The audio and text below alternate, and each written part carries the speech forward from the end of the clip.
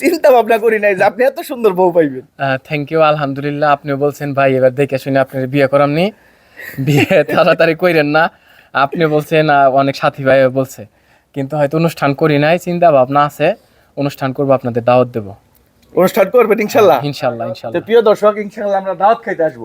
আচ্ছা, আরেকটা কথা বলতে চাই, ভাবি আপনি দাওয়াতের দিন কিন্তু এমপি চান একটা কথা কম না চান, দাওয়াতের দিন কিন্তু এই যে কোজানি কি না ঠিক থাক ভাই, না আমি নিয়ে আহি, এটি চলবো না দাওয়াতের দিন এটা কিন্তু চলবো না, ঠিক আছে?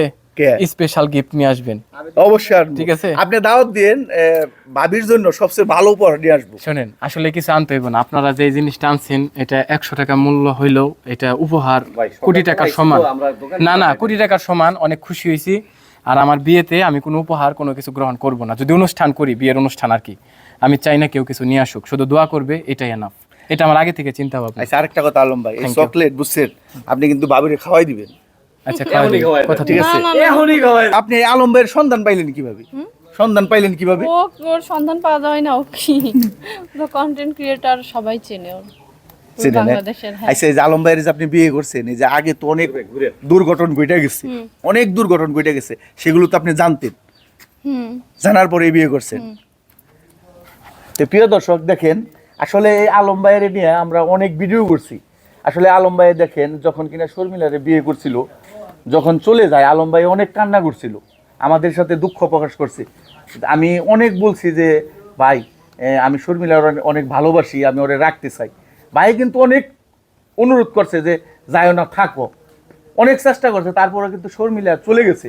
এখন সোশ্যাল মিডিয়াতে আমরা ভিডিও দেখি, শর্মিলা খালি কান্দে। আমি বুঝলাম না ব্যাপারটা।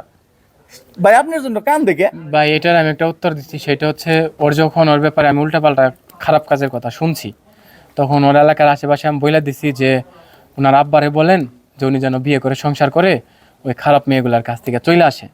আমি এখনও বলবো যে ভাই ওনার জন্য দোয়া করি, যেহেতু উনি আমার প্রাক্তন ছিলেন, আমার সাথে সংসার করেছেন, উনি বিয়ে করে যেন সংসারই হয়ে যায়, উনি যেন কখনো কোনো বাজে কিছুর সাথে লিপ্ত না হয়।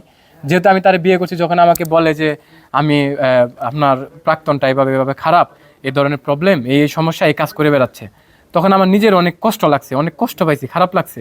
আমি যার এত সুনাম সম্মান ভালোবাসা দিয়ে এই পর্যন্ত আনছিলাম, পরিচিতি দিয়েছি, সে নিজেই তার সব কিছু নষ্ট করে দিয়েছে।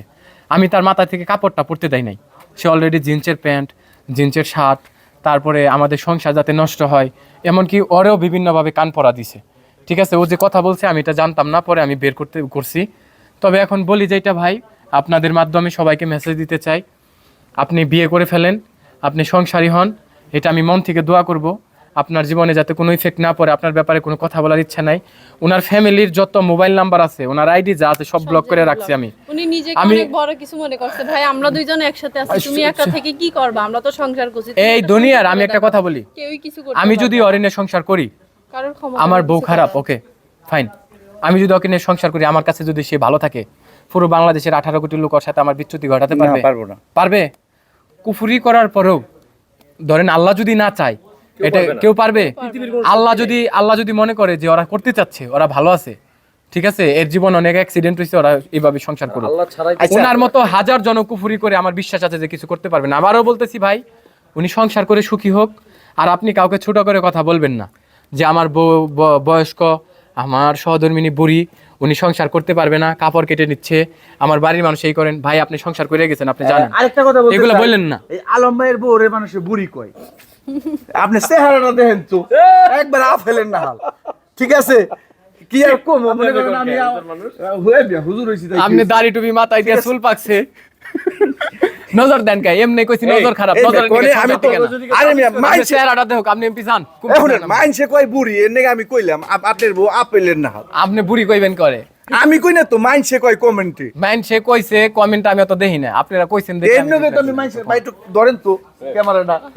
প্রিয় দর্শক, এই যে দেখেন উনি কি বুড়ি না আপেলের মতো চেহারা, আন্দাজে কমেন্ট করবেন না, বুঝছেন?